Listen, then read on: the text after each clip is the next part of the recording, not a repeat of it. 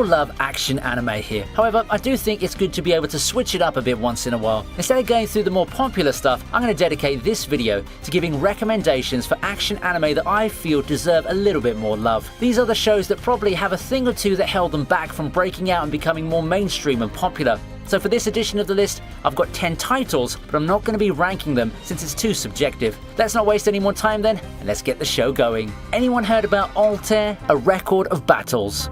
いつかわかるさ。私は戦争が好きなわけじゃない。帝国の延命を願う一人の愛国者なだけだ。In a season that's relatively tame, I mean, we've got Made in Abyss, Gamers, Classroom of the Elite, and Gakegurui, but not much that became too mainstream, one show that still managed to get buried underneath all of them is Altair, A Record of Battles. However, it's quite easy to see why. It seems that military-themed anime just isn't something that becomes too mainstream unless there's an extremely notable or charismatic element to it, like Saga of Tanya. Altair, on the other hand, actually sets its focus on something that we don't see too often in military anime, the behind-the-scenes. The tactics, the economics, the politics behind it all. It's something that people don't seem too receptive to, but nonetheless it's interesting. Definitely not something you'd see every day in the realm of historical fiction. It's more a tactical approach to the whole idea of warfare, and if you're someone who's up for a different take to the military and war genres, following the adventures of Two Grill Marmot could be something that you could try. Ushio and Tora is up next.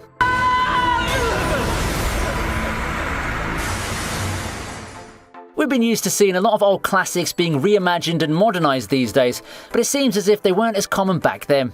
Or maybe it's just a result of the remade titles being not as popular those days, with the exception of Hunter x Hunter. One such example is Ushio and Tora, the 2015 remake of an early 90s anime. It's not the first time we've seen the story of a boy protagonist being forced to work with a supernatural being that may or may not be hostile. We've seen this type of dynamic in stuff like Parasite, for example. But all in all, Ushio and Tora does relish in the good old traditional Japanese culture aesthetic. It does feel like a spiritual ancestor or inspiration to shows like Inuyasha or Natsume's Book of Friends. It's a pretty straightforward shonen that starts off with a monster of the week fare before the real plot kicks in. However, it does have its moments, and I think that it's a show that shonen fans might enjoy. Following that is Nura, Rise of the Yokai Clan.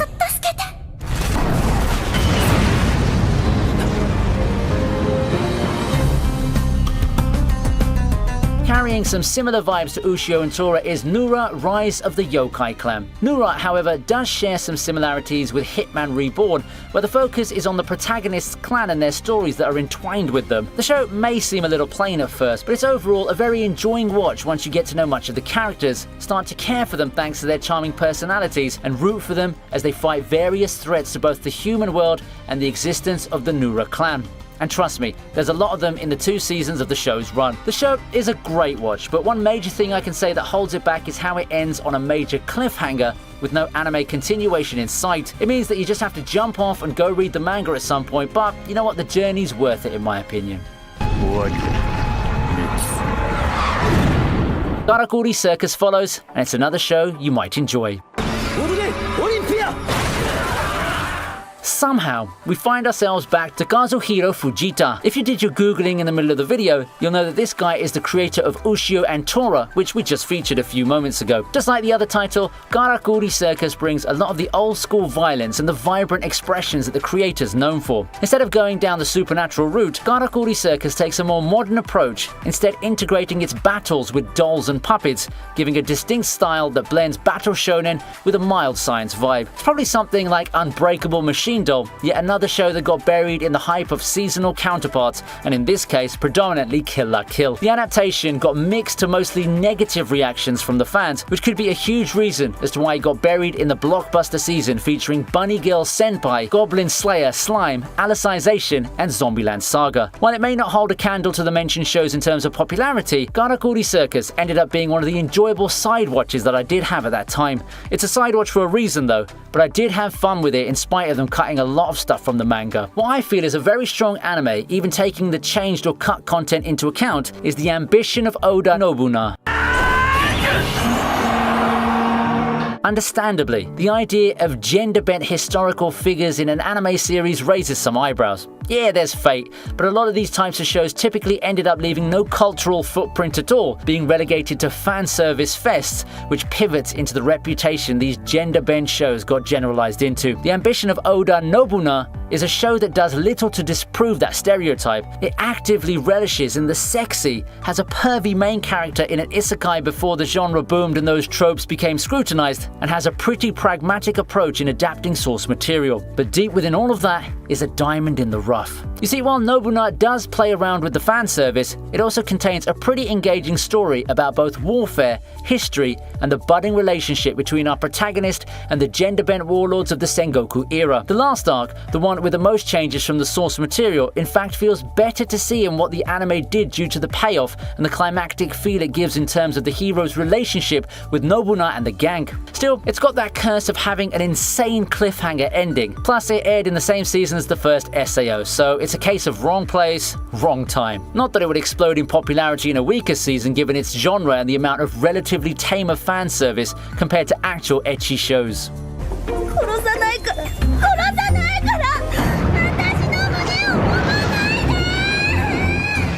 And if you want more videos on shows that flew under the radar like this one, then don't forget to hit the like button and share the video. It's my way of seeing which content you like and which areas to focus on, so let your voice be heard through the views and likes. We resume with the most recent show to be featured so far, World's Finest Assassin. それを発射音のしない弓で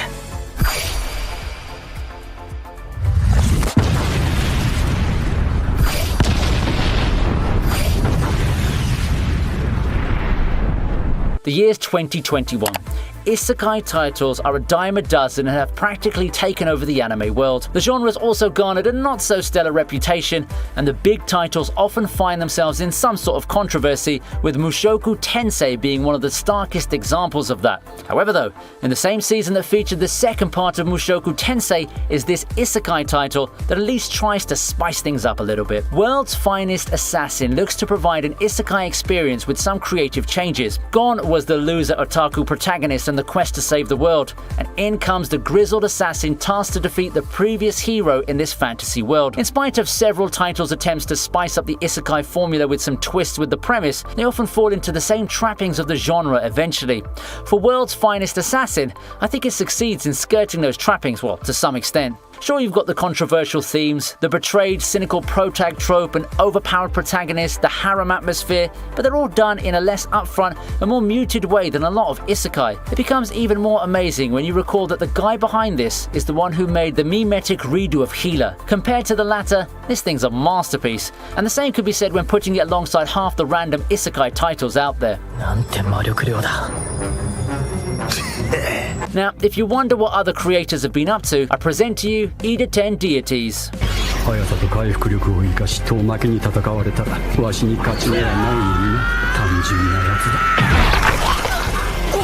It feels fitting to follow up Redo of Healer Guy's creation with this other underrated action show, this time from the guys who brought us Goboyashi-san and Interspecies Reviewers. With those titles on their resume, I'm pretty sure you know where this one's headed. And true to form, Ida 10 Deities makes no effort in hiding its fan service. Still, I think the show has some pretty good content once you get past those sketchy elements. Good content that got buried in the relatively weak summer 2021 season. Ida 10 Deities has been criticized as an over-the-top and edgy show that's full of style over substance. While I won't be refuting those claims, what's to say that these kinds of insane fight animations, over-the-top power scaling, and high-tension fights are actually bad? I mean, at the end of the day, it just means that the anime appeals to a certain niche, and that certain niche would definitely enjoy this storied history of the war between demons and Ida 10. All in all, you can clearly see the love put into adapting these series with its incredible production values, and I'm positive the anime team know what they're doing and who this show is made for. Still, it doesn't help for its bid in popularity if there is any. It also doesn't help that it aired alongside Goboyashi-san, ironic as it may be. If you're the type who's always raring to watch a show that goes in your face with the pretty visuals, eye-popping fights, and a dash of fan service, then this one could be the show for you.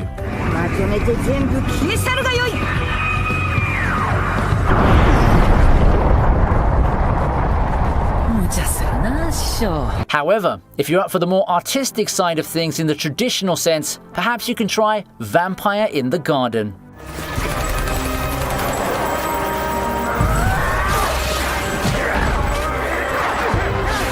The Netflix model is something that I've often criticized in my videos. I don't have empirical data for this, but I really think that one of the best things when watching anime is the weekly wait and the community discussions that come with it. Immediately dumping stuff in one go for a binge model may be appealing for some, but come on. Have you ever seen engagement for something like Stone Ocean? Vampire in the Garden, I feel, falls victim to the same model, because I do feel that the show has what it takes to be a cult classic. Vampire in the Garden's strongest suit comes in its production values. With Studio Wit and IG at the helm, not much is to be expected, and the art really shows. It comes with an engaging story that, while isn't unique, does the job well enough without being too dragging or too short. Of course, Vampire in the Garden caps at being cult classic level, never breaking the glass ceiling of being a mainstream anime. The overall vibes, the not so unique premise, and all that makes it something that feels like it's better done as a movie. That doesn't sound bad by any means, and if you want a title to relive the good old medieval fantasy era of the 2000s, then you should definitely check it out. We follow that one up now with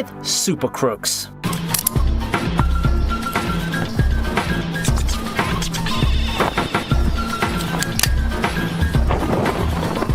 Of course, we lead a Netflix title into another one, don't we? Super Crooks, released in late 2021, looks to provide the anime medium a representative for the edgy superhero-like titles that the West always had in its pocket. The superhero genre isn't new to anime by any means. There's really something unique in the overall feel that Super Crooks gives. Then again, it's a series by the guy from Marvel who brought us things like Kick-Ass. So everything makes much more sense now. Super Crooks takes us to a vibrant world of superheroes and supervillains. Hardly a unique premise, I know, but I found myself growing endeared to the characters as the show went on. They're charismatic in their own ways, and their dynamic together is a joy to watch. They really fit so well in this world that the creator came up with, and the same goes for their role in this story that quickly rushes into full throttle. I really enjoyed this show. It's not groundbreaking in terms of anti-hero / superhero shows or heist shows, but it does bring a different flavor to it, if you will. Something unique, Western, yet works so well in anime form.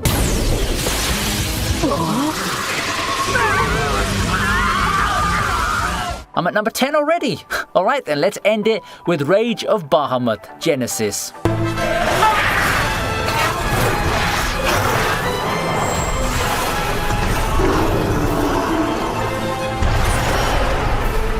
Cygames has become a multimedia juggernaut in the modern days. Granblue Fantasy, Princess Connect, Shadowverse, Idolmaster, the list just goes on. With its stranglehold over the market in mobile games, it's inevitable that some lesser-known titles get sent to the wayside. One such franchise under its umbrella is Rage of Bahamut, which is a shame because said franchise came with a pretty damn good anime. Rage of Bahamut is set in a world that very obviously serves as the predecessor to what Cygames fantasy games ended up looking like. High fantasy settings, with humanity being caught up in a war between gods, demons, dragons, and all the other creatures from these kinds of worlds. Kind of like Final Fantasy, I guess. However, while it's easy for the Rage of Bahamut anime to be a soulless commercial for Cygames' mobile card games which never really made it big overseas, it's surprisingly great at building a world and increasing the stakes to make us all care by the time the big showdown comes. There's a lot of great fighting and exploration, and generally a lot that looks cool thanks to the creative designs and animation that made this my surprise of the fall 2014 season. In fact, I think the game actually did the anime a disservice by being completely dated for mobile game standards back then,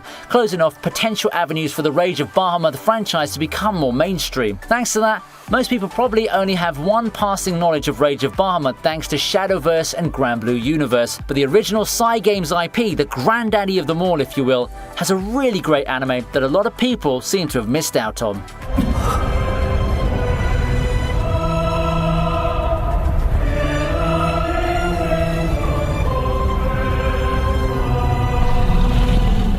With 10 shows under our belt, which one of those is your favourite? I'd love to know your reasons, so do tell me in the comments. Oh, and share some action shows that you think are underrated while you're at it too, and we could feature them in a future video if this one does well. Thank you for watching, and I hope you enjoyed the video. I'm looking forward to seeing you again in the next video, as we'll have a lot more cool ones coming your way.